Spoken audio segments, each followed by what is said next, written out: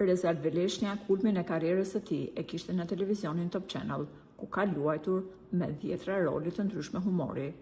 Por ajo që vlen të theksohet është se aktorët e humorit të formatit portokalli paguan me rroga shumë të larta. Rrogat e tyre variojnë nga 3 deri në 5.000 euro në varësi të roleve dhe vjetërsisë që kanë. Dhe përveç pagës fikse, reklamat nga Instagrami i tyre janë një fitim më shumë. Por ajo që ka çuditur jo pak veta ishte lajmi i publikuar së fundmi se aktori i humorit Reza Alvelishnja ka dhënë alarmin për sëmundjen e mamasë së tij, një situatë kjo të jetë e komplikuar. Një shok i veti e ka prezantuar Rezartin me biznesmenin milioner Ylli Troplini. Teksa po konsumoni një pije në Durrës, Reza Alvelishnja i ka qarë hallin biznesmenit duke i thënë se mamin e ka shumë të sëmurë dhe i duhet i bëj analiza.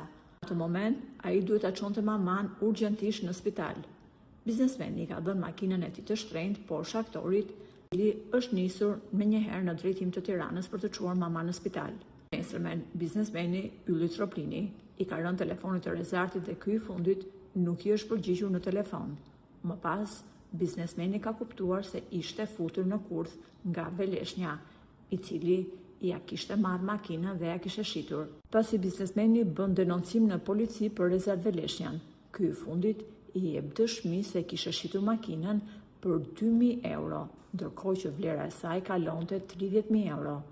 Aktori i humorit tha se shiti makinën në Linz, por nuk e njihte personin që ja shiti. Kjo çështje tashmë ka kaluar në gjykatë, ku biznesmeni akuzon për mashtrim aktorin e humorit, i cili inskenoi sëmundjen e mamasë së tij për t'i marrë mjetin luksoz e për t'ia shitur.